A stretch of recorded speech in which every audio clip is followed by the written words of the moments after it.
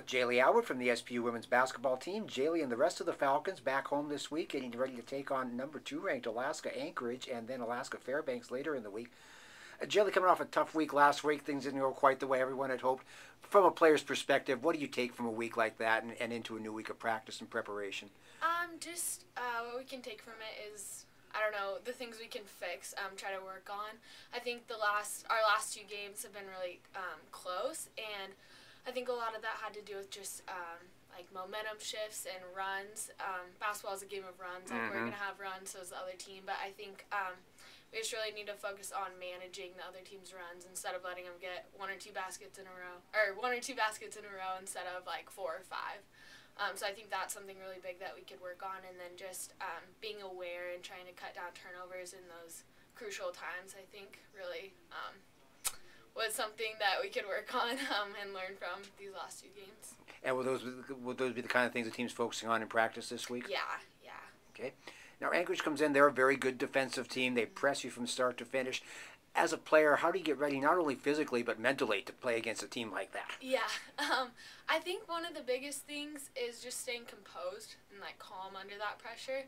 I was actually watching game film of our game we played against them here last year, and I think we actually handled the press really well. So if we can just take some of that into this year, and I don't know, just stay calm and have a game plan going in, just be prepared for it. Okay.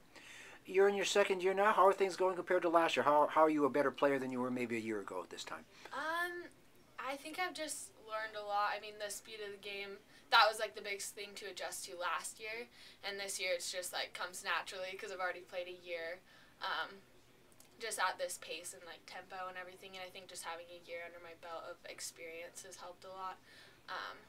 So yeah.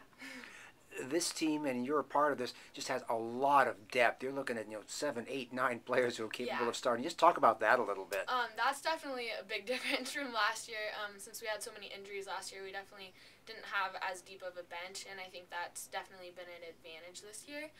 Being able to sub in and not drop off a ton, and then also just having so many girls that can come in and play key minutes. Okay.